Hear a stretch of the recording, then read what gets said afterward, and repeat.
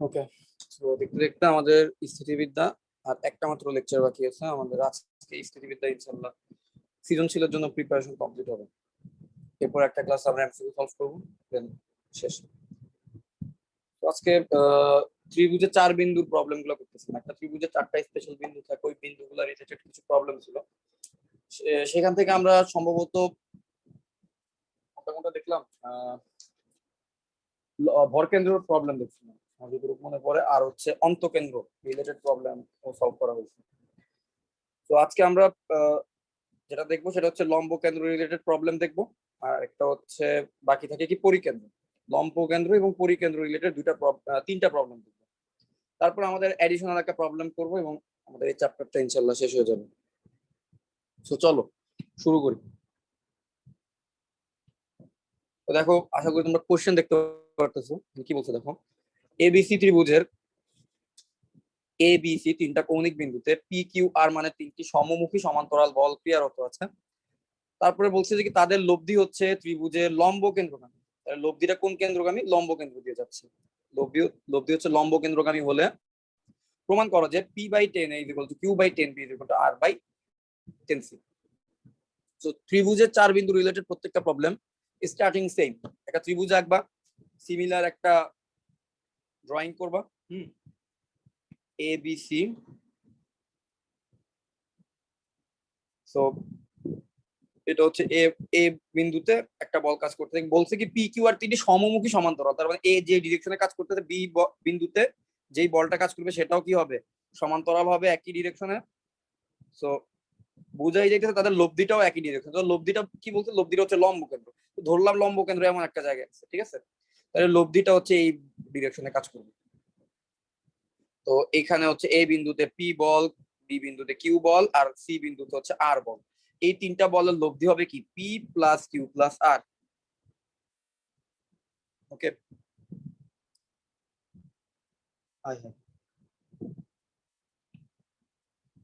তো এই তিনটা বলের লব্ধি হচ্ছে পি প্লাস কিউ প্লাস আর হবে, ঠিক আছে?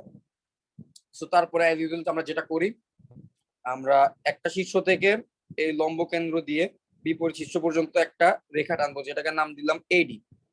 তো আমরা এখানেও ক্লিয়ারলি বুঝতে পারি যে আমাদের তিনটা বলের লব্ধি হচ্ছে পি প্লাস কিউ প্লাস আর, যেটা হচ্ছে ত্রিভুজের লম্ব কেন্দ্রতে কাজ করতেছে। তো এখান থেকে ইজিলি বোঝা যায় যে এই তিনটা বলের লব্ধি যদি ত্রিভুজের লম্ব কেন্দ্রে কাজ করে, তাহলে এখানে কিউ আর আর এর লব্ধিটা অবশ্যই তাদের লম্ব কেন্দ্র দিয়ে যেই রেখাটা যাচ্ছে সেই রেখার এই প্রান্ত বিন্দুতে কাজ করবে। তাহলে এই প্রান্ত বিন্দুতে কোন বলটা কাজ করবে? সেটা হচ্ছে কিউ প্লাস আর। কিউ প্লাস আর হচ্ছে এই জায়গায় কাজ করবে। আর এরপরে সেকেন্ড স্টেজে কিউ প্লাস আর এর সাথে পি এর লব্ধি হচ্ছে পি প্লাস কিউ প্লাস আর, সেটা হচ্ছে লম্ব কেন্দ্রে কাজ করবে। ওকে, তাহলে এই হচ্ছে গিয়ে টোটাল সিনারিও। এবার এইখান থেকে আমাদের কি করতে হবে? আমাদের হচ্ছে প্রমাণটাতে নিয়ে যাইতে হবে যে P divided by 10 A is equal to Q divided by 10 B. Okay, তো এই জায়গায় আমাদের যাওয়া লাগবে। তো চলো দেখি কিভাবে যাওয়া যায়। আর লম্ব কেন্দ্রের নাম দিলাম, ধরো নাম দিলাম আই বা এইচ, এইচ দিলাম। সো প্রথম সিনারিওতে আমরা এই কিউ বল আর আর বল এদের লব্ধি হচ্ছে কিউ প্লাস আর। তো আমরা এখানে একটা ফর্মুলা অ্যাপ্লাই করব। তো ফর্মুলাটা কি হবে? ফর্মুলাটা হবে Q into BD is equal to R into CD. এটা কিন্তু আমরা জানি, আমরা হচ্ছে ডিরেক্ট এই ফর্মুলাটা অ্যাপ্লাই করতে পারবো, কারণ এই কিউ বল আর আর বলের লব্ধি হচ্ছে ডি বিন্দুতে এই কিউ প্লাস আর এখানে কাজ করতেছে। তাহলে ফর্মুলা অ্যাপ্লাই করলাম Q into BD is equal to R into CD. সবসময় মনে রাখবা, আমরা কিন্তু এই প্রমাণগুলোর ক্ষেত্রে আমাদের সুবিধা হচ্ছে আমরা জাস্ট কি করি, যে কোনো একটা অংশ প্রমাণ করি। তুমি আইদার যদি এটা প্রমাণ করতে পারো Q by 10 B is equal to R by 10 C, তুমি পরের লাইনে বলবা অনুরূপ ভাবে প্রমাণ করা যায় P by 10 A is equal to Q by 10 B. That means তিনটাই পরস্পর সমান। আমরা just Q by 10 B is equal to R by 10 C এটা প্রমাণ করতে পারলেই কিন্তু আমাদের হয়ে যাবে, ঠিক আছে? আচ্ছা, তো আমরা ওইটাই করার চেষ্টা করবো এখন।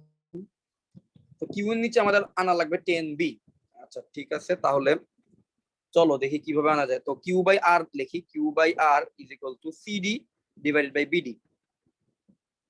CD divided by BD, Q by R is equal to CD divided by BD.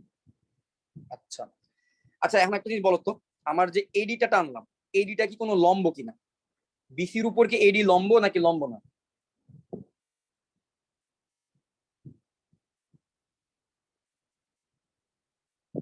তোমাদের কি মনে হয় এই এডি বাহুটা কি লম্ব হবে? লম্ব হবে, কারণ আমার এই এইচ বিন্দুটা হচ্ছে লম্ব বিন্দু। এইচ বিন্দু যদি লম্ব বিন্দু হয় তাহলে এইচ বিন্দু দিয়ে যে রেখাটা যাবে সেটা হচ্ছে বিসির উপর লম্ব হবে। তাহলে একটা জিনিস চিন্তা করো,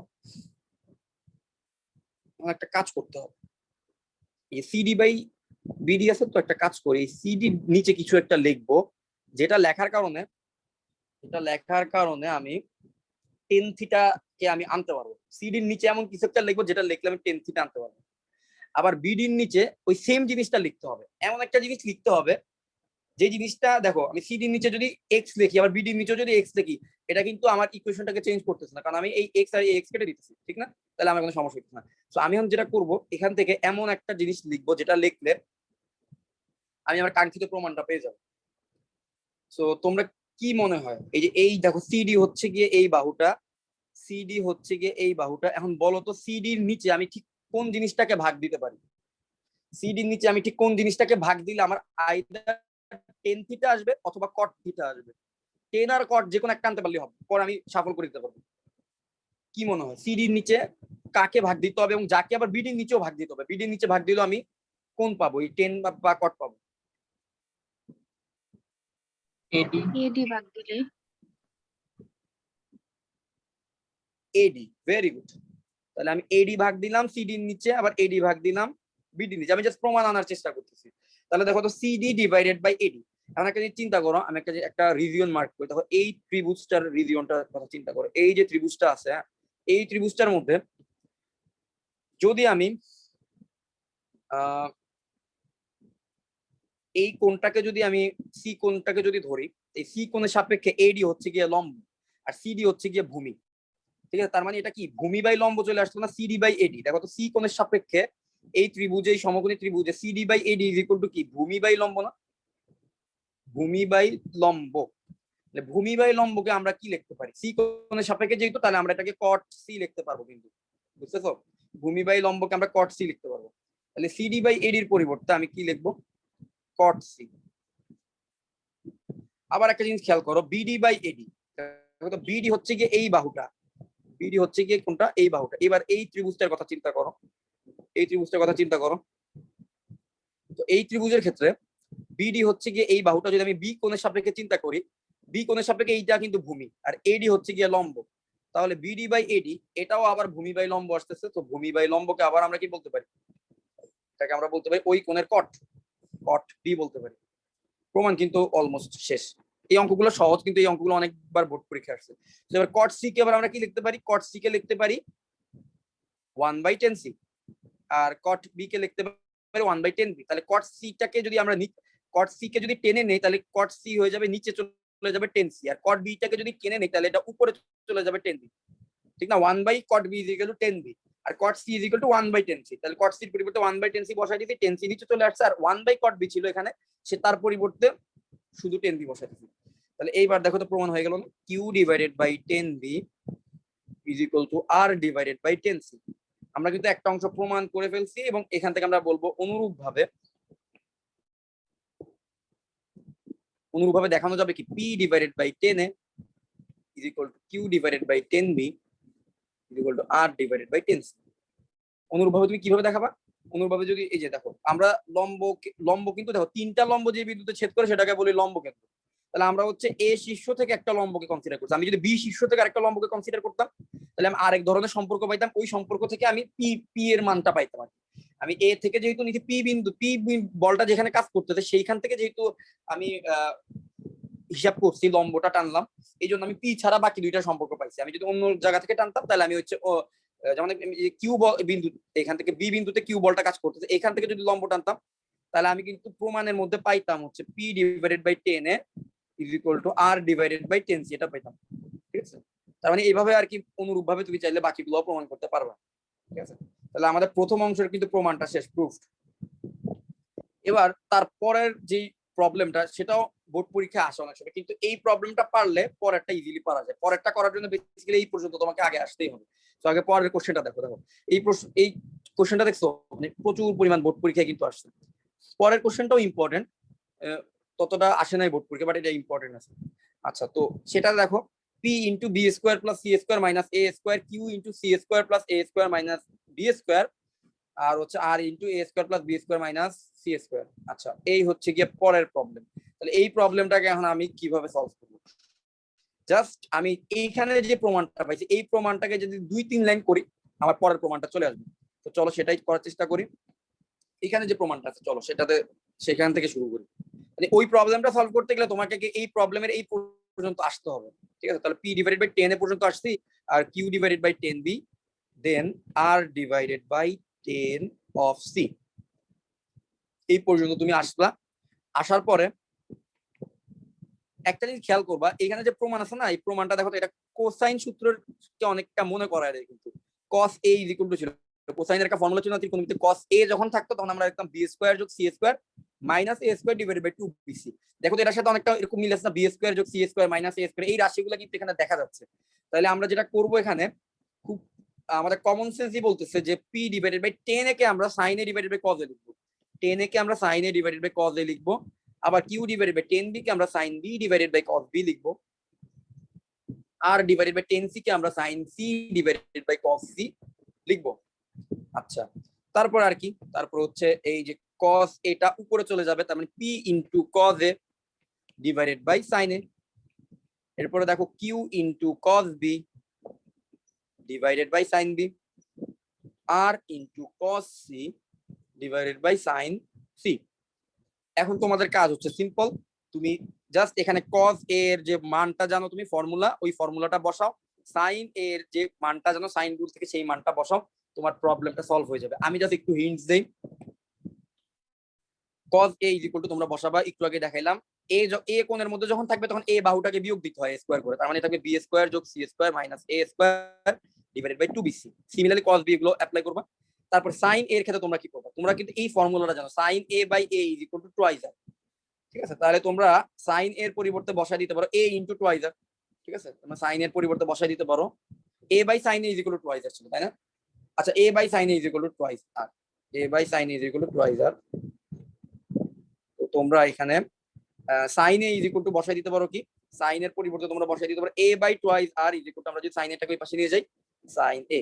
তাহলে তোমরা একটা কাজ করো, এখানে sin a এর জায়গায় বসায় দাও a by twice r, sin b এর জায়গায় বসায় দাও b by twice r, sin c এর জায়গায় বসায় দাও c বাই twice r, আর এখানে cos a এর জায়গায় এই ফর্মুলাটা বসাও, simultaneously cos b cos c এর জায়গায় ফর্মুলাগুলো বসাও। তারপর আমাকে একটু বলবা তোমরা এই প্রমাণটা আনতে পারছো কিনা। তোমরা বলার পর আমি নেক্সট প্রবলেমে যাব। এটা একটু চেষ্টা করো এবং এরপর আমাকে জানাও যে তোমরা প্রমাণটা আনতে পারছো কিনা।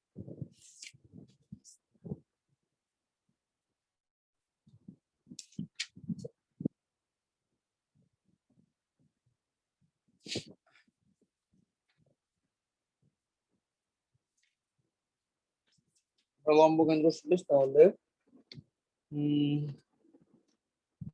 পরিকেন্দ্র প্রবলেম করবো, পরিকেন্দ্র।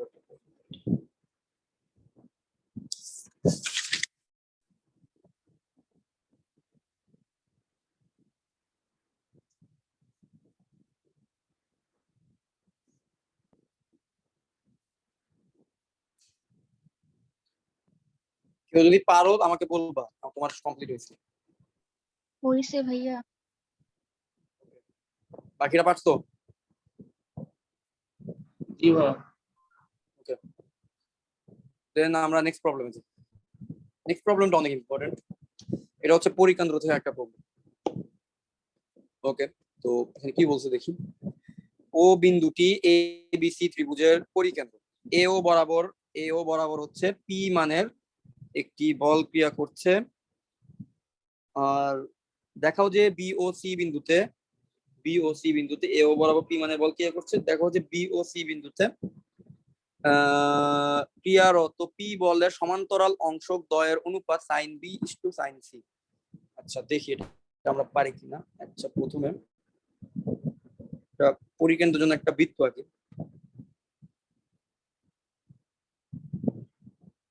ঠিক আছে, তো এই বৃত্তের যেটা কেন্দ্র হবে সেটা হবে এই ত্রিভুজের জন্য পরিকেন্দ্র। ধরলাম এই কেন্দ্রটা এই বিন্দুতে, তাহলে এটা হচ্ছে এ বিন্দু, এটা হচ্ছে বি বিন্দু, এটা হচ্ছে সি বিন্দু।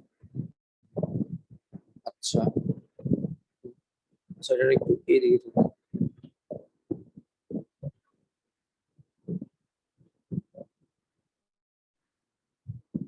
তো এখন বি বিন্দুতে এখন একটা জিনিস, আমি আগে চিত্রটা আঁকি তারপর বুঝবা।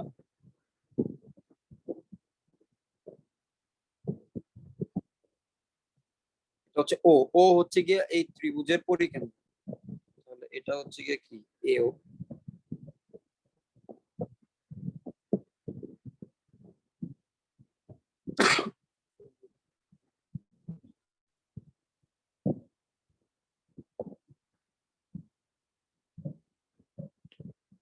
সমান্তরাল বলতো, তো সমান্তরাল রাখতে হবে কিন্তু। কোশ্চেনের মধ্যে কি বলছে দেখি, ও বিন্দুতে ত্রিভুজের পরিকেন্দ্র এ ও বরাবর পি মানের বলটি ক্রিয়া করছে, এ ও বরাবর। আচ্ছা, তাহলে এ ও বরাবর হচ্ছে পি মানের বল ক্রিয়া করছে, তাহলে এ ও কে একটু বর্ধিত করলাম, তাহলে এই বরাবর হচ্ছে পি মানের বল ক্রিয়া করে, তাহলে এই পি বলটার আবার বলতেছে যে তার সমান্তরাল অংশক দ্বয়, তাহলে একটা অংশককে কি বলতেছে কিউ, অংশক দ্বয় হচ্ছে বি ও সি বিন্দুতে তার সমান্তরাল অংশক দ্বয় ক্রিয়া করতেছে, তাহলে ধরলাম বি বিন্দুতে তার একটা অংশ কিউ কাজ করতেছে আর সি বিন্দুতে তার আরেকটা অংশ আর কাজ করতেছে, আর এই বলটা কাজ করতেছে হচ্ছে তার পরিকেন্দ্র বরাবর।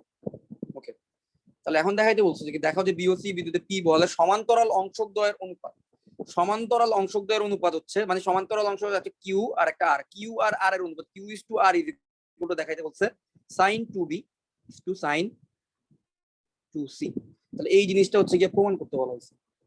আচ্ছা, তাহলে কিভাবে বলা যায়, বিওসি বিন্দুতে পি বলে সমান্তরাল অংশ সাইন টু বি পি। ওকে, তো এইটার নাম দিলাম হচ্ছে গিয়ে ডি বিন্দু, যে বিন্দুতে ছেদ করলো এটার নাম দিলাম হচ্ছে ডি বিন্দু।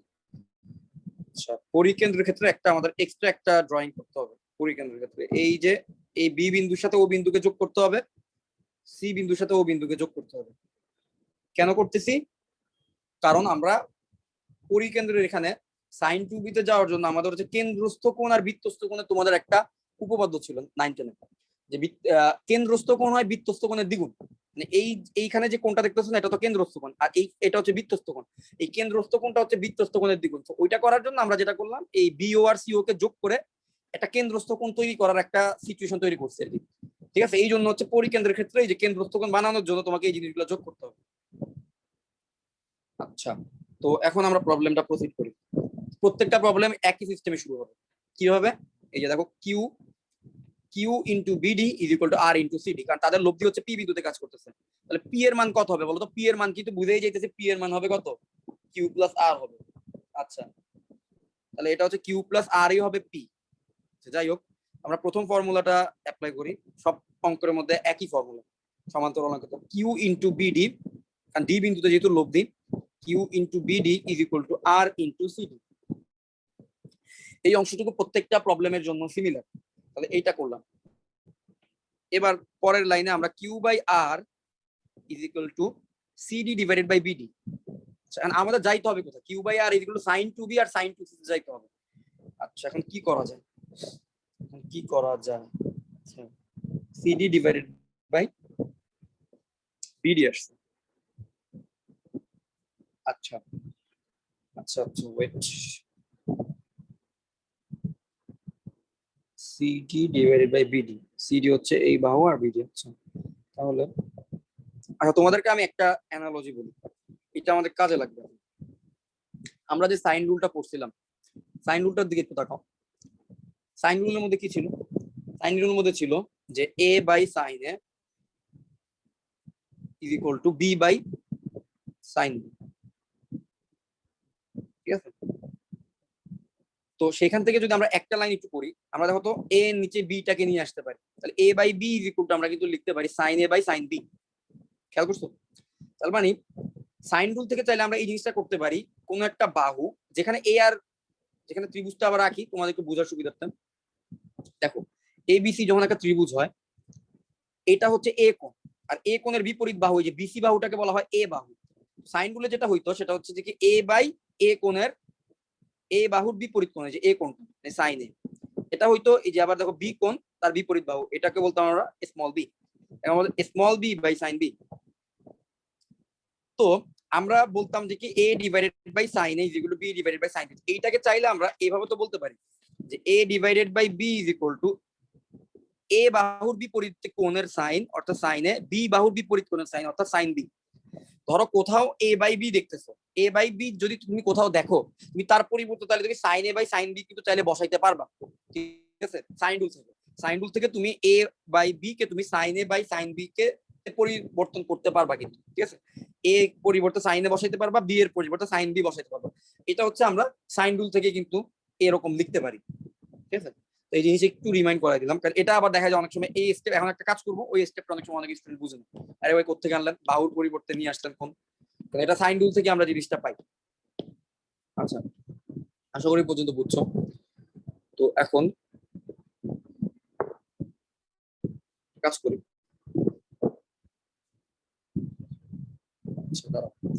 তাহলে আমার যেটা করতে হবে, a বাই b এর পরিবর্তে আমি কি আনবো, a বাই b এর পরিবর্তে আমি আনবো sin a by sin b।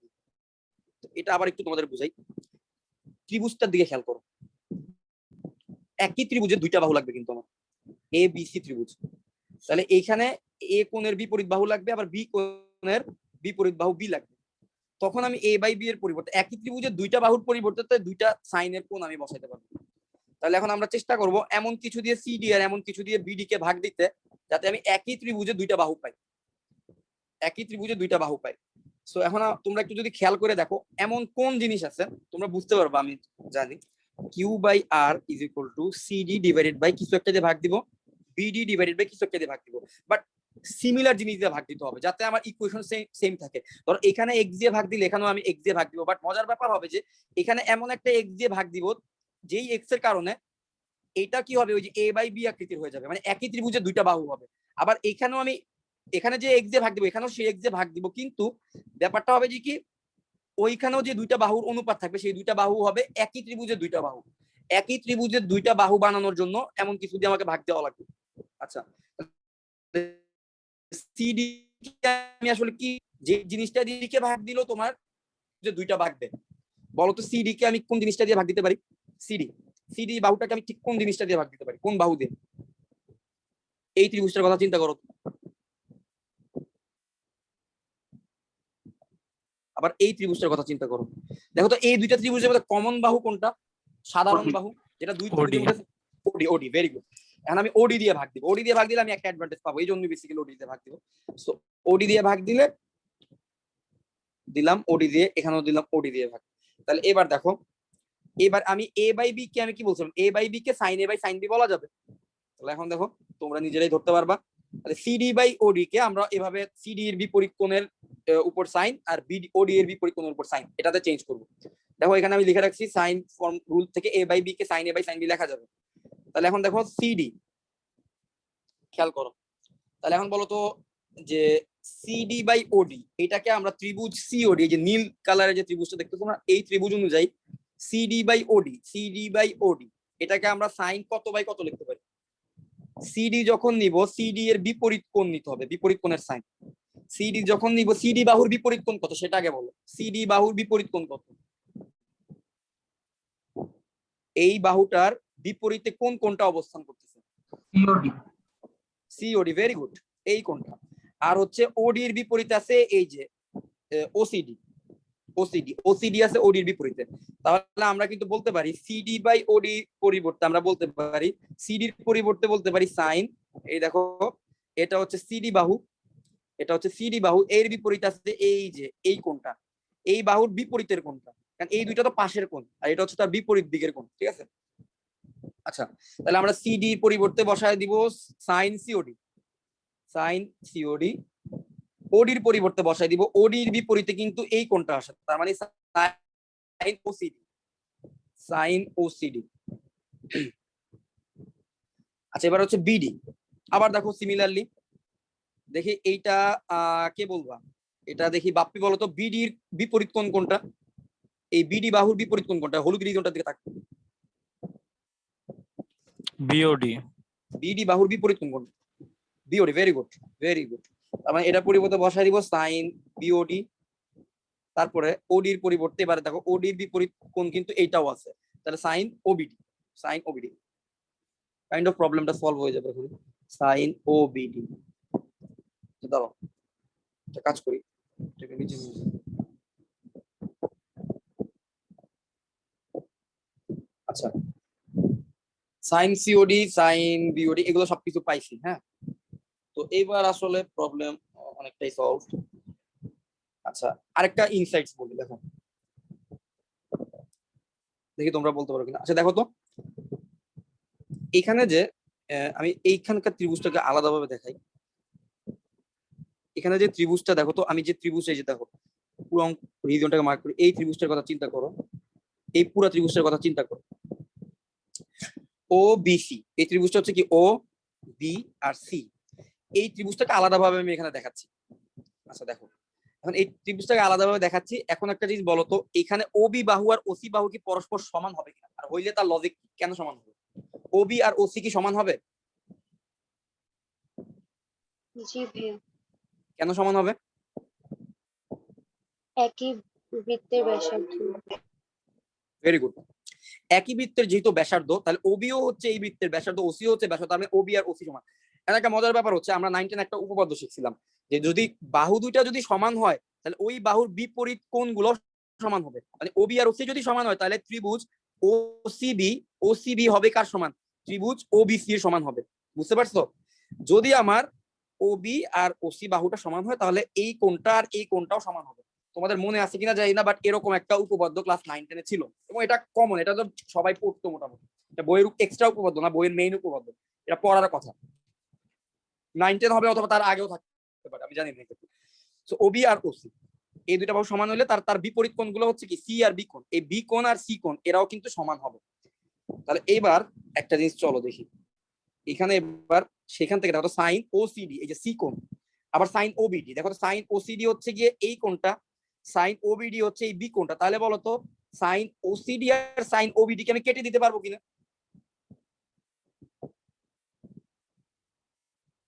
দেখো তো এটা কেটে দেওয়া যাবে না। সাইন ওসিডি আর সাইন ওবিডি কে সিমিলার লজিকে, যেহেতু বি বাহু, এই বি আর সি এই দুইটা বাহু কিন্তু সমান, ওবি আর ওসি কিন্তু সমান। ওবি আর ওসি সমান হলে এই যে বি কোণটা আর একটা হচ্ছে সি কোণ, যেন বি কোণের সাইন আর সি কোণের সাইনকে কেটে দিতে পারে, কারণ তারা সমান হবে। ঠিক আছে, তাদের কোণও সমান হবে। তাহলে আমার অবশিষ্ট থাকতেছে সাইন সিওডি। এখন আর দুই লাইনের প্রবলেম সলভ হয়ে যাবে, sine COD divided by sine BOD, sine COD divided by sine BOD. So এবার চলো আর দুইটা লাইন করবো, তারপরে প্রবলেম সলভ। আচ্ছা, সাইন সিওডি আর একটা হচ্ছে সাইন বিওডি। ওকে, এখন দেখি। আচ্ছা, এখন একটা জিনিস বলো তো, এই সিওডি কোনটাকে ধরো মেজার করতে চাচ্ছি, একটা জিনিস বলো তো, এই যে পুরা কোণটা কত? এই পুরা কোণটা হচ্ছে 180 ডিগ্রি বা পাই পাই রেডিয়ান, ঠিক না? এই পুরা কোণটা, এই পুরাটা হচ্ছে 180 ডিগ্রি বা পাই রেডিয়ান। আচ্ছা, এখন আমি যদি এই কোণটাকে চাই, তাহলে আমি যদি সাইন 180 ডিগ্রি থেকে ওইটা তো ও ছিল, এই ও বিন্দু ছিল, আমি যদি এ ও সি কে পাই থেকে বিয়োগ করি, এ ও পাই থেকে যদি এ ও সি কে বিয়োগ করি, তাহলে কিন্তু আমি এই যে সিওডি এই কোণটা পাবো না। এটা যদি ও বিন্দু হয়, তোমরা বুঝতে পারছো, এটা যদি ও বিন্দু হয়, তাহলে এই কোণটা সিওডি পাওয়ার জন্য আমি দেখো তো এই পুরোটা ছিল 180 ডিগ্রি, 180 ডিগ্রি, আর এই অংশটুকু হচ্ছে এ ও সি। তাহলে এই পুরাটা থেকে যদি এ ও সি কে বাদ দিই, তাহলে হলুদ রিজিয়নের এই যে সিওডি কোণটা পাবো না। বুঝতে পারছো কিনা বলো তো? জি ভাইয়া। তাহলে এটা হচ্ছে গিয়ে আমাদের এওসি, এওসি, ঠিক আছে। তাহলে আমি 180 ডিগ্রি থেকে এওসি কে বাদ দিব। সিমিলারলি আমাদের যে বিওডি আছে না এখানে মনে হয়, হ্যাঁ বিওডি আছে, দেখো তো বিওডির ক্ষেত্রে দেখো তো বিওডি হচ্ছে এই কোণটা, তাহলে আমরা সিমিলারলি এই কোণটা কত, এই কোণটা হচ্ছে এওবি, এই কোণটা হচ্ছে এই ত্রিভুজটা মুছে দিই, এই কোণটা হচ্ছে গিয়ে এওবি, কোণ এওবি। তাহলে আমরা যেটা করব, 180 ডিগ্রি থেকে এওবি কে যদি বাদ দিই, তাহলে আমরা হচ্ছে বিওডিও পাবো।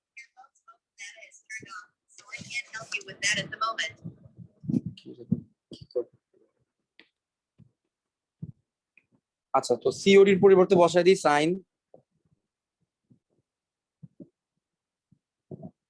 সাইন আমরা কত বসাবো, আবার যাই, এই যে সিওডি এটা হচ্ছে 180 ডিগ্রি থেকে এওসি কে যদি বাদ দিই, pi minus AOC, divided by sine BOD এর পরিবর্তে কি করবো পাই মাইনাস এওবি। এই যে দেখো এটা হচ্ছে এওবি কোণ, এই হচ্ছে এওবি 180 ডিগ্রি থেকে এওবি বিয়োগ দিব pi minus AOB. Q by R is equal to, তাহলে এটাকে লেখা যাবে সাইন এওসি।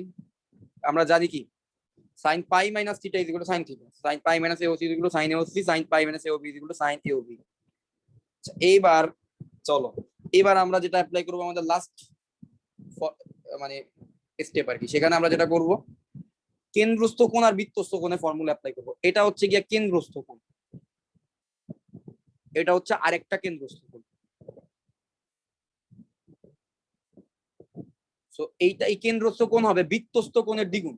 সো বৃত্তস্থ কোণ 2 ইনটু বৃত্তস্থ কোণ হবে। তাহলে এখন আমরা দেখি এই এওসি বৃত্তস্থ কোণ কত আসে, তাকে আমরা 2 গুণ করে আমরা এওসির পরিবর্তে বসাইতে পারবো। তোমরা আগে চিত্রটা দেখো, চিত্রটা দেখে তোমরা আমাকে বলো। হ্যাঁ, চিত্রটা দেখে বলো। এইটা হচ্ছে গিয়ে এওসি, ঠিক আছে।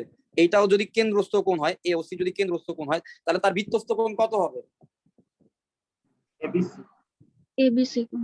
এবিসি, এই যে এটা হচ্ছে তার বৃত্তস্থ কোণ। ভেরি গুড, এটা হচ্ছে এবিসি হচ্ছে তার বৃত্তস্থ কোণ। তাহলে আমরা এওসির পরিবর্তে বসাইতে পারি, এওসির পরিবর্তে বসাইতে পারি 2 ইনটু এবিসি, ঠিক আছে। তাহলে এই কেন্দ্রস্থ কোণ সাইন এওসির পরিবর্তে বসাইতে পারি 2 into ABC, 2 into sign ABC. আচ্ছা এবিসি লেখা যায় কথা, এটাকে কিন্তু আমরা সাইন বিও বলি, তাই না? এটা বি কোণ যেহেতু, এটা তো বি কোণ, বি কোণ যেহেতু এটাকে আমরা একসাথে এভাবে বলতে পারি 2 ইনটু, আমি কি করতেছি, সরি আমি এভাবে করতেছি কেন, এটা হবে সাইন 2 ইনটু বি। বুঝতে পারছো? মানে কোনটা দ্বিগুণ হবে, আমি কি করতেছি সাইনের অনুপাতকে 2 দিয়ে গুণ করতেছি, এটা তো ভুল, তাই না? কারণ আমাদের এই সিওডি, এই যে এওসি কোণ ছিল, এই এওসি কোণের দ্বিগুণ হচ্ছে 2 ইনটু এওবি, এবিসি। তাহলে আমরা এওসির জায়গায় হচ্ছে এবিসি বসাবো। তো আমরা এখানে বসাবো সাইন এওসির জায়গায় বসাবো সাইন 2 ইনটু এবিসি।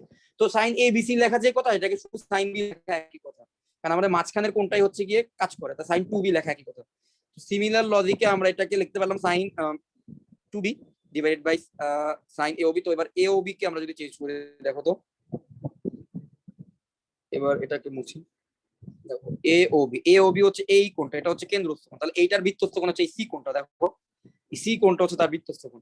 তাহলে এটার পরিবর্তে বসাইতে পারবো আমরা সাইন টু সি, তার পরিবর্তে বসাইতে পারবো সাইন টু সি। তো এটাই কিন্তু প্রমাণ করতে বলা হয়েছিল, এটাই বলা হয়েছিল যে Q is to R is equal to sine two B is to sine two C. মোটামুটি এভাবে যদি তোমরা স্টেপ বাই স্টেপ করতে থাকো, তোমরা যে কোনো প্রবলেমই করতে পারবা ত্রিভুজের 4 বিন্দু রিলেটেড। এবং এই লাস্টের চ্যাপ্টার থেকে আমার কাছে মনে হয় 4 বিন্দুর অঙ্কগুলা প্লাস হচ্ছে যে কিছু প্রবলেম ছিল তোমরা ওই শুরুর দিকে দেখাইছিলাম শুরুর ক্লাসটাতে, আমাদের লব্ধির ক্রিয়া বিন্দু চেঞ্জ হয়ে যাচ্ছে, কোন পি বলটাকে বৃদ্ধি করতেছে, কিউ বলটাকে বৃদ্ধি করছে, এই টাইপের কয়েকটা অঙ্ক করলেই আশা করতে পারো এখান থেকে যদি কোনো প্রশ্ন আসে এখান থেকে তুমি কমন পাবে, ঠিক আছে। সাধারণত এমনই করে স্থিতিবিদ্যাতে কোনো সিকিউ দিলে লাস্টের চ্যাপ্টার থেকে গ নম্বরের কোশ্চেনটা দেয়, ক নম্বর দেয় প্রথম 2-1টার যে কোনো একটা থেকে, আর এভাবে করে মিলিয়ে ঝিলিয়ে দেয়, ঠিক আছে। তো তোমরা আশা করি লাস্টের চ্যাপ্টার থেকে 4 মার্কসের হইলো পাবা, এই 8-10টা অঙ্ক করলে তুমি 4 মার্কস কনফার্ম পাবা এখান থেকে, ঠিক আছে। তো মোটামুটি 4 বিন্দুর অঙ্ক আমার কাছে মনে হয় যেগুলো বোর্ড পরীক্ষা আসছে ইম্পর্টেন্ট ওগুলো করানো শেষ। এখন আজকে দিনের লাস্ট প্রবলেম। সো এই প্রবলেমটা যদিও 4 বিন্দু রিলেটেড না, এটা সম্ভবত আমি করানো হয় নাই ভুলে। তো এই প্রবলেমটা এখন দেখি, এটা করার চেষ্টা করি। কোশ্চেনটা একটু বড়। একটি দ্বন্দ্বের এক প্রান্ত থেকে 2 মিটার আগে একটা দ্বন্দ্ব আঁকি। আচ্ছা এটা হচ্ছে ধরলাম একটা লাঠির সাথে চিন্তা করলাম, লাঠি ধরলাম এটা ও বিন্দু, এটা হচ্ছে সি বিন্দু, তোমার নিজের মতো করে তুমি নাম করবে, এটা কোনো ব্যাপার না। তো বলছি কি এই লাঠির দ্বন্দ্বের এক প্রান্ত ধরলাম ও প্রান্ত থেকে 2 মিটার দূরে, তাহলে এই যে 2 মিটার দূরে হচ্ছে এ বিন্দুকে নাম দিলাম, 2 মিটার দূরে আবার হচ্ছে ও প্রান্ত থেকে 6 মিটার দূরে, আবার হচ্ছে 8 মিটার দূরে। তাহলে ঠিক আছে, এটা এবার হচ্ছে ও প্রান্ত থেকে 6 মিটার দূরে ধরলাম বি বিন্দু, ও প্রান্ত থেকে 8 মিটার দূরে ধরলাম সি বিন্দু, ঠিক আছে, এটাকে সি বিন্দু ধরলাম। এটা হচ্ছে 6 মিটার, এটা হচ্ছে 8 মিটার। তাহলে 2 মিটার দূরে হচ্ছে এ বিন্দু, তাহলে এ বিন্দু বরাবর ধরলাম। আচ্ছা কি বলছে, 3টি বিন্দুতে পি কিউ আর মানে 3টি বল, তাহলে 2 বিন্দু ও প্রান্ত থেকে 2 মিটার দূরে কাজ করতে কাজ করতেছে পি বল, 8 মিটার দূরে কাজ করতেছে কিউ বল, 8 মিটার মানে সি বিন্দুতে, তাহলে এ বিন্দুতে কাজ করতেছে হচ্ছে পি বল, সি বিন্দুতে কাজ করতেছে হচ্ছে কিউ বল, তারপরে 6 মিটার দূরে, 6 মিটার দূরে কাজ করতেছে হচ্ছে আর বল। তিনটা বল সমান্তরালে কাজ করতেছে, দ্বন্দ্বটি সাম্যাবস্থায় আছে, ঠিক আছে। তার মানে হচ্ছে আর বিন্দুতে যে বলটা কাজ করতেছে সেটা হচ্ছে তার উল্টা মানে এটা হচ্ছে ধরে রাখছে আর কি, এই পি আর কিউ যেদিকে নিতে চাচ্ছে এটা হচ্ছে সাম্যাবস্থায় রাখার জন্য এটা তার উল্টা দিকে সিমিলার বল কাজ করতেছে। তাহলে এই আর বল হচ্ছে এইটা, তো আর এর মান কত? আর এর মান হচ্ছে পি প্লাস কিউ, তাই না? আর এর মান হচ্ছে P plus Q. P plus Q হচ্ছে যে পরিমাণ বল এখানে দিতেছে, সিমিলার বল হচ্ছে আর বিন্দুটা উপরের দিকে দিতেছে, তাই হচ্ছে কি হচ্ছে এটা সাম্যাবস্থায় আছে। তাহলে এই হচ্ছে কি এই কোশ্চেনের সিনারি। এখন বলছে যে P is to Q is to R is equal to 1:2 is to P Q R এর অনুপাত হচ্ছে 1:3, এটা দেখাইতে বলছে। তো চলো দেখি এটা পারি কিনা। আচ্ছা, এটা কিভাবে করব? প্রথমে একটা কাজ করি, আমরা এ বি ডিসটেন্সটা বের করছি। বলতো এ বি ডিসটেন্সটা কত? A B is equal to কত হবে আর বিসি ইজ ইকুয়াল টু কত হবে এটা আগে বলো, তারপর প্রবলেম সলভ শুরু করি। AB হবে 4, এ বি হবে 4 আর বিসি 2, হবে 2। সো আমরা এ বি বের করছি আর বিসি বের করছি। তো এখন আমরা ফর্মুলা অ্যাপ্লাই করি। প্রথমে আমরা দেখো আর কে কিন্তু লিখতে পারি পি প্লাস কিউ, আমরা কিন্তু লিখতে পারি R is equal to P plus Q হবে, যেহেতু সাম্যাবস্থায় আছে তাহলে R is equal to P plus Q হবে, এটাকে এক নম্বর ইকুয়েশন নাম দিই। আচ্ছা, এইবার আমরা ফর্মুলা অ্যাপ্লাই করব। দেখো তো পি আর কিউ এদের লব্ধি হচ্ছে বি বিন্দুতে কাজ করছে, তাহলে আমরা লিখতে পারি P into A B Q into BC, P into A B Q into BC. তো দেখো তো এ বি এর মান কত? এ বি এর মান বের করে রাখলাম, তোমরাই বলা 4 আর বিসি এর মান হচ্ছে 2, মানে আমরা বলতে পারি P into 4 is equal to Q into 2। এটা এখনই সলভ হয়ে যাবে, খুব সহজ অঙ্ক। তাহলে p by q is equal to 4 আর এখানে কাটাকাটি করলে তো 2 আর 1 থাকবে, তাহলে p by q is equal to 1/2। That means p p by q is equal to 1/2, তাই তো? তার মানে হচ্ছে যে P by 1 is equal to Q by 2, এটা বলতে পারি। এটা আমরা প্রথমে বললাম p by 1 is equal to Q by 2। আচ্ছা, এবার একটা জিনিস দেখি। আচ্ছা, এখানে আরেকটা জিনিস খেয়াল করো, এখানে কাটাকাটি করার পর আমরা আসলে কি পাইলাম? Q is equal to 2p পাইছি না? দেখো তো Q is equal to 2p পাইলাম না এখানে? তাহলে এই Q is equal to 2p আমরা এক নম্বর সমীকরণে বসাই দিই, তাহলে আমি আর আর পি এর মধ্যে একটা সম্পর্ক পেয়ে যাব। এক নম্বর সমীকরণের মধ্যে Q is equal to 2p বসাই, তাহলে আর ইজ ইকুয়াল টু কত আসতেছে? পি প্লাস কিউ, তো কিউ এর জায়গা হচ্ছে 2p বসবে, তাহলে আর ইজ ইকুয়াল টু হচ্ছে 3p। তাহলে এবার দেখো তো কি আসতেছে, R by P is equal to 3/1, তাই তো? That means R by P is equal to 3/1, that means R by 3 is equal to p/1, এটা আসতেছে। এটা হচ্ছে আরেকটা সম্পর্ক পাইছি। এখন দেখি তোমরা কি বলো, পি বাই, তোমরা তোমার অনুপাতের কনসেপ্ট থেকে তোমরা আসলে কি বলতে পারো? দেখো তো আমরা প্রথমে পাইলাম R by 3 is equal to p/1, আবার p/1 is equal to q/2। তো এটাকে আমরা কি এরকম বলতে পারি না যে p/1 is equal to q/2 is equal to r/3? এটা বলতে পারি না? কারণ দেখো এই মাঝখানে p/1 দুই জায়গায় কিন্তু কমন, মাঝখানেটা যখন কমন হয় তখন কিন্তু আমরা বলতে পারি এরকম r/3 is equal to p/1 is equal to q/2। এই তিনটা জিনিসকে আমি জাস্ট একটু সাফল করে লিখলাম প্রমাণের জন্য যে p/1 is equal to q/2 is equal to r/3। এটাই কিন্তু প্রমাণ করতে বলা হয়েছিল এবং এটা গ নম্বরের জন্য আসছে বিভিন্ন বোর্ড পরীক্ষায়। ইম্পর্টেন্ট প্রবলেম, কিন্তু অনেক ইজি প্রবলেম। তো এই প্রবলেমটা বুঝতে পারছো? অনেকগুলো বোর্ড পরীক্ষা আসছে, ইজি প্রবলেম এটা। তো এটা যদি বুঝতে পারো তাহলে আমার মনে হয় আজকে আর দেখানোর মতো কিছু আছে, চ্যাপ্টার শেষ বলতে পারো। আচ্ছা, তো তোমাদের আর কোনো প্রশ্ন আছে এই চ্যাপ্টার রিগার্ডিং?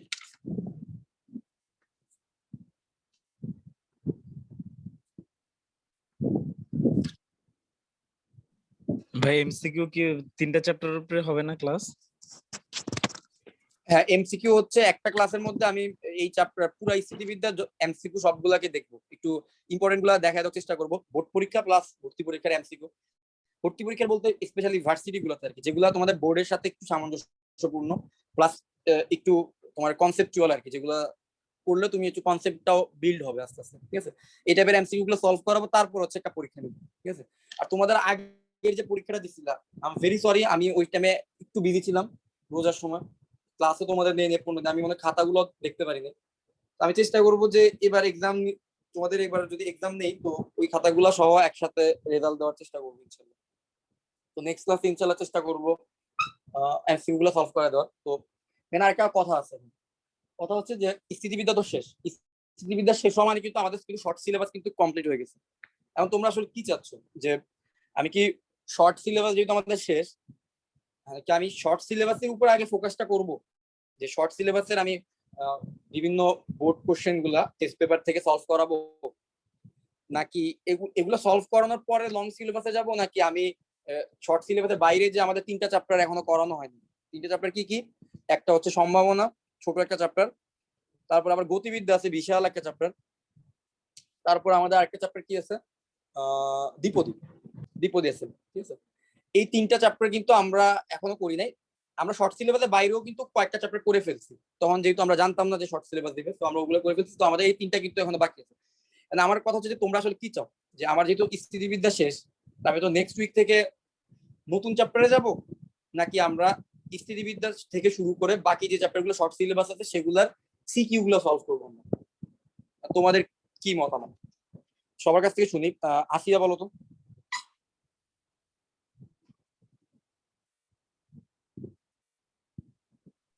ভাইয়া সিকিউ করানোর পরে তারপরে অন্য চ্যাপ্টার গুলো পড়লে আচ্ছা ঠিক আছে, এবার নাভিদ, খাদেজা, তোমাদের কি মত?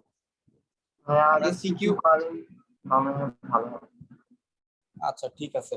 তো যা বুঝতেছি যে আমরা হচ্ছে প্রথমে যেটা করব, শর্ট সিলেবাসের সিকিউ গুলোকে সলভ করব। আগে শর্ট সিলেবাসের প্রিপারেশন 100% কমপ্লিট, তারপরে আমরা আমাদের কি পরিমাণ সময় থাকবে এইচএসসি পরীক্ষার আগে সেটার উপর বেস করে হচ্ছে যে কি বাকি চ্যাপ্টার গুলাকে কি আসলে শর্টলি পড়াবো, নাকি জাস্ট অ্যাডমিশনের জন্য এমসিকিউ স্টাইলে এমসিকিউ সলভ করার মতো স্টাইলে পড়াবো, নাকি কিভাবে পড়াবো সেটা আমরা ডিসাইড করবো। তাহলে আমরা এমসিকিউ এই স্থিতিবিদ্যা এমসিকিউ সলভের পরে নেক্সট ক্লাসগুলোতে আমরা হচ্ছে স্থিতিবিদ্যা এবং বাকি যে শর্ট সিলেবাসের চ্যাপ্টার গুলো আছে সেগুলোর সিকিউ গুলো সলভ করাবো ইনশাল্লাহ, ঠিক আছে। টেস্ট পেপার থেকে আমি সিকিউ গুলো সলভ করাবো, এগুলো শেষ হওয়ার পরে আমরা তখন সম্ভাবনা, গতিবিদ্যা, দ্বিপদীতে যাবো ইনশাল্লাহ।